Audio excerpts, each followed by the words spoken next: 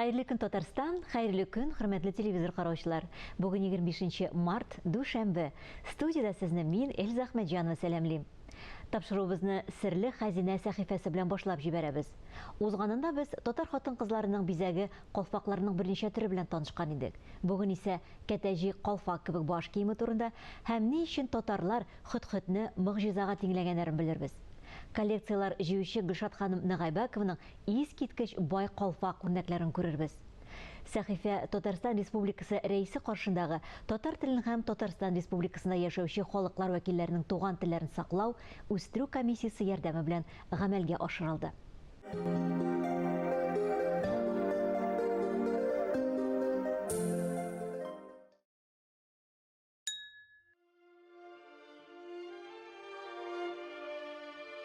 Күз нурларын салып, калфак чиям. Бизәкләре шуңа чын кебек. Бик яратып, сөеп чиксәң генә, чәчәкләргә була җан өреп.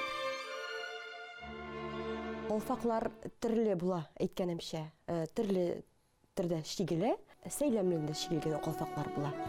Күбрәк алар ак сәйләннән чигеләләр. Алар бик матур һәм аның узорлары байрак була. Матур бай һәм тәңкәдән чигелгән, тәңкәдән эшләнгән калфаклар да шулай була. Сәйләннәрне каян алып кайтканнар? Сәйләннәрне Персиягыннан кайтарылганнар борынгы заманда.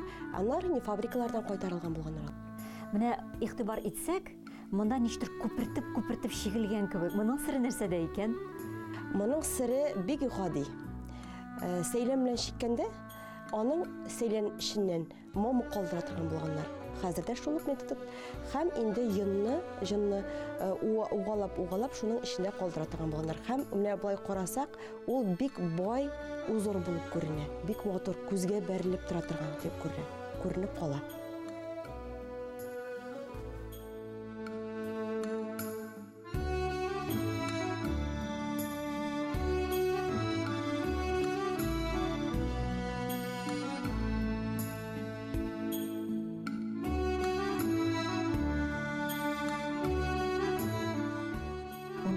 Гасыр ахырында, 20-нче гасыр башында калфакларның үлчәме кичерәя башлаган.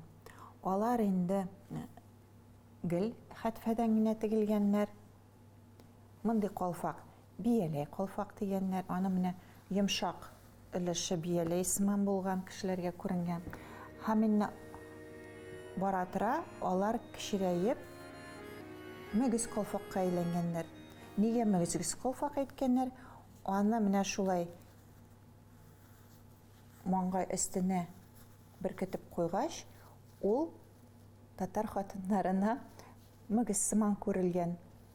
Һәм инде мөгез дә дигәннәр, күкеш калфакта дигәннәр. Ул бик кечкенә булган. Аның үлчәмнәре 9-12 см киңлеге, озынлыгы 13-14 см гына. Менә бу калфак Мәскәү татарларныкы. Казаннан алар 19-нчы гасырда киткәннәр, анда урнашканнар. Менә шулай итеп инде менә бу калфакта сакланып калган. Хәзер инде менә аларның бизәлешенә дә күчик. Бүгенге көндә бит инде тегү машинасы белән бизиләр, куллар белән инде чигәләр төрле. Менә сезнең музейда нинди үрнәкләр бар менә бу калфакларның?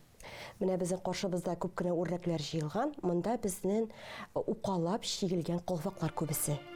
Булар бик затлы күренә. Нәрсәдән чигелгәннәр булар? Ниндидер тимер кебек нәрсә икән бу? Бу калфаклар күбесенчә алтын һәм көмеш чыбыклардан чигелгән. Алар монда карап киткәнчә, күргәнебезчә чәчәк бәйләме чигелгән калфаклар. Ягъни мәсәлән, монда алтын каурылы калфаклар. Алар кулдан эшләнгән һәм алар күбесе 19-нчы гасыр башына туры килгән калфаклар.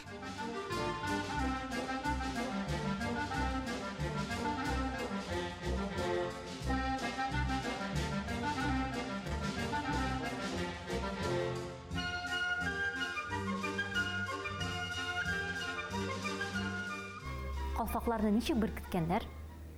Калфакларны тасма бау белән дә бәйләп куйганнар. Менә аны карарак төсләрдән ясаганнар бауын, һәм инде чәчкә шеш астынарак шулай артка бәйләп куйганнар. Шулай калфак әйбәт кенә башта торган. Икенче ысул тегү ыргаклары белән. Ике ыргакны аскы өлешенә тегеп куйганнар, бер ыргакны ышына тегеп куйганнар. Һәм инде аны шешләр җыелган булган, һәм шешкә шулай беркетеп куйганнар. Тагын булган бантсыман, ул инде бәләкәй кызларга, яшь үсмерләргә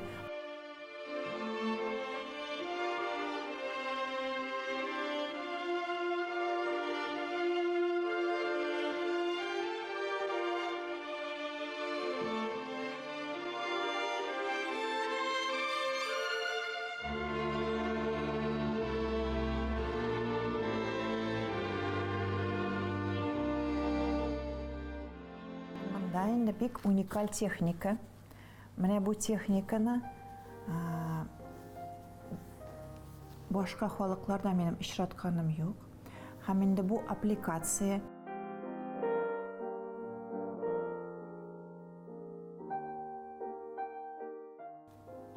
әлеге техниканың асылы өчпочмак формасындагы ефәк кисәкләрен җыеп, астра, георгин, хризантемаларга охшаш эре чәчәк композицияләре төзү. Тасмалар зур булмаган буй кисәкләргә бүленә.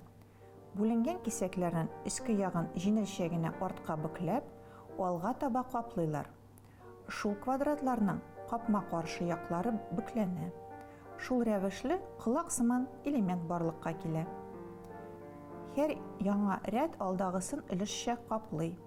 Шул рәвешле кырыйдан башлап үзәккә таба чәчәкнең барлык таҗлары тутырыла. Төсле сәйләннәр һәм вак инҗеләрдән төрле ботаклар, бөреләр, бөдрәләр, мыекчалар ясалган. Әлеге стилистикада бизәлгән калфаклар татар ханымнары һәм туташлары арасында 1870 елларга кадәр популяр булган. Соңрак калфакларны хатыннар да кия башлаган, кызлар гына түгел. Шигабуди Мәрҗани үзенең язмаларында бераз гына ачуы килеп тә язган инде. Хәзерге вакытта кызлар гына түгел, апалар да, әбиләр дә калфак кия башлаган дип шулай язган. Иң затлыларына килгәндә кайсыларын әйтеп китә алырсыз икән? Иң кыйммәтле һәм иң затлыларына әйтсәк, алар мәсәлән менә бу кызыл бәрхәттән шигелгән калфак һәм катажи дигән. Менә калфаклар турында ишеткәнбез бар инде без. Бу нинди үрнәк, бу нәрсә бу? Катажи ул шулай хатын кызларның баш киеме, ул бик матур. Аны яшь кызлар гына кия торган булган, кебе чыкмаган, 18 яшькә әйтсәк була. Шулай ук аның өстеннән яулык киелгән. Менә нәрсә белән аерылып тора ул? Аның баш өстендә катлам тегелгән. Менә шулай материалны катлам итеп теккән. Ул инде матурлык өчен генә түгел, ул саклау чарасы да булган. Күз тимәсен өчен саклау чарасы, шуның өчен эшләнгән менә бу өстәге өлешләре. Матур бой узырлар чигергә тырышканнар. Һәм инде хатын-кызның нинди гаиләдән икәнен күренеп тора инде ул. Ой, ничек белә алабыз без моны? Бу мен әйткәнемчә, узырлар күпме кадәр ул бойрак, ул инде менә түбәтәйләрдә шулай ир-атларның баш киемнәре. Алар кайсы ир-атның кайсы катламнан, гаилә катламыннан икәнен күренеп торган. Һәм шулай ук менә хатын-кыз килә икән каршыга, аның матур калфак башында име. Бай шундый узырлар күргән кеше уйлый инде, бай хатын-кыз бу, хатын-кызы дип тә уйлап куялар инде. Һәм катарҗида шулай. Кыз бала, яшь кыз бала бит инде ул.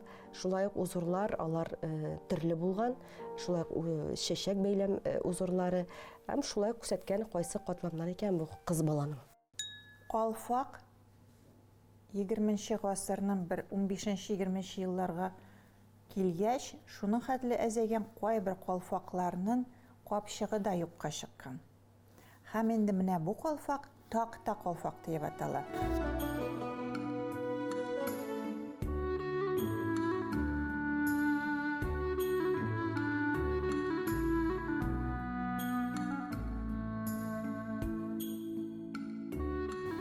айрым форма түгәрәк калфаклар.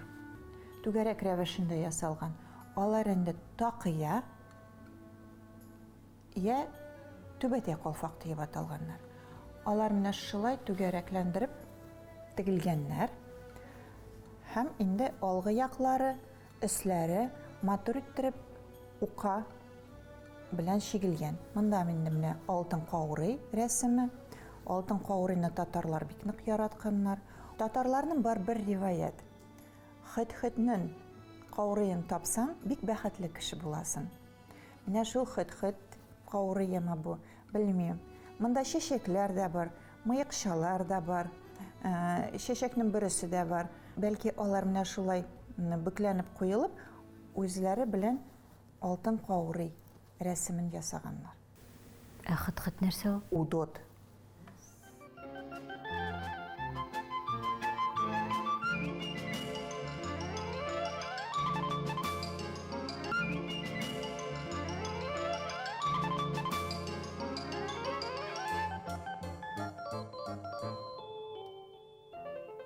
Пермь якларында, Урал якларында яшәгән татар хатыннары калфакны менә шушындый матур, кызыл, ситса яулык белән кигәннәр.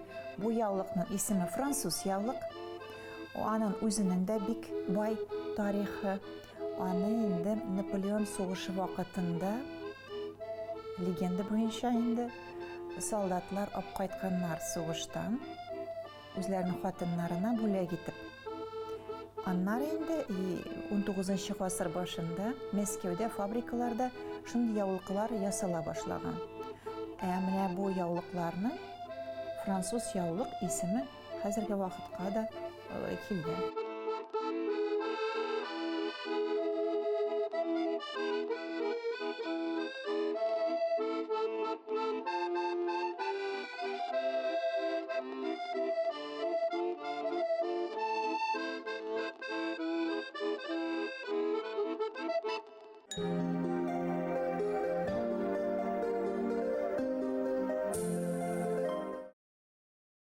Бакыяга урманчының тормыш һәм иҗат юлына багышланган фильмның дәвамын тәкъдим итәбез.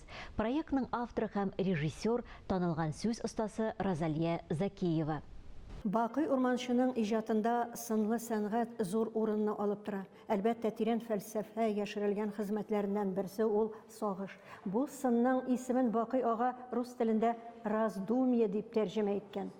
Тулы исеме сагыш кына түгел, сагышланып, уйланып утырган бабайдыр мәгәен.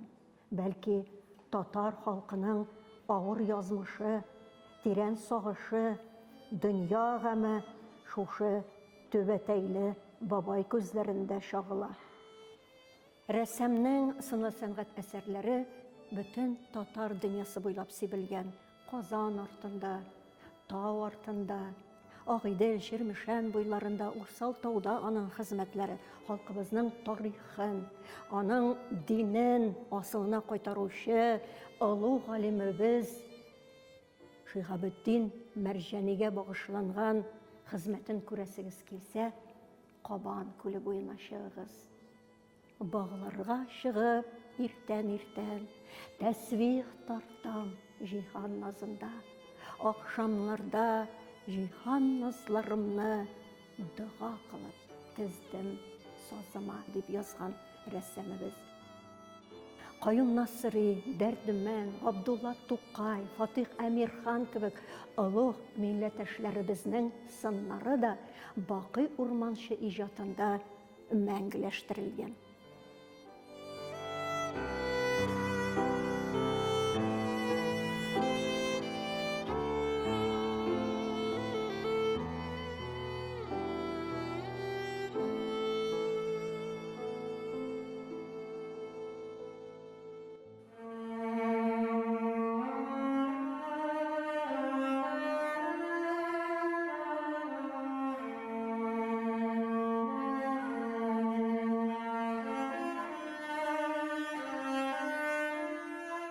Соңгы ханбикәбез Сөембикәнең агачтан уеп эшләнгән сынына бөтен татар халкының моңа сыйган.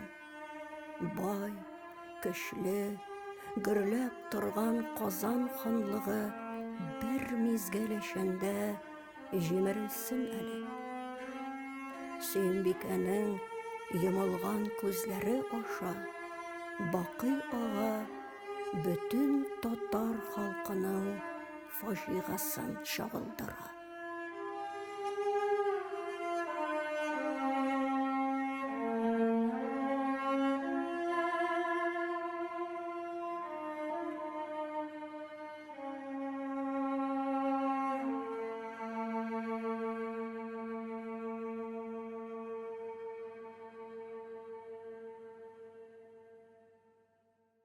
Бакый Урманчының Илдар әнисе Сара ханым дигән картинасында рәссам үз гаиләсен рәсемгә төшерә. Күрәсез, ана яңа гына йокыдан уянган баласына үрелгән.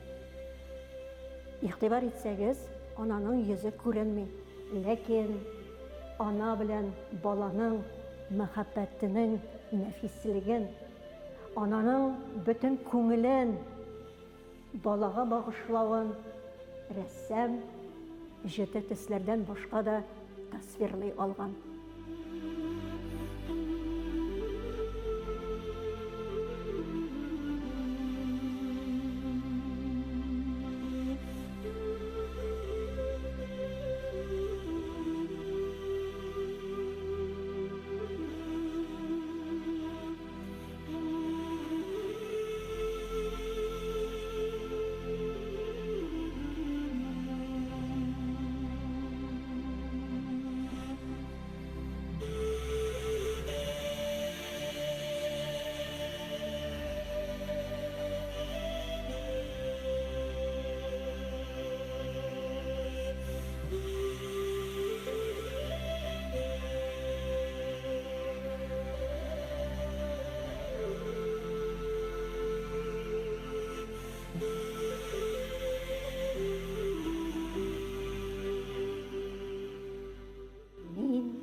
Пәгамбәр түгелен, әлгъяз биллах, ләкин кайчак тыңласам күңелемдә тоям галәм шаукымын, сизәм күкләр көчен, бөтен галәм кыдрәтен тоям җанымда дип язган Бакый Урманчы. Туган авылы күл ширкәнне дә Бакый ага иҗатында мәңгеләштереп калдырган. Инде алпат рәссам булып, зур даннарга ирешкәч, Урманчы туган авылына бала чагына кайта.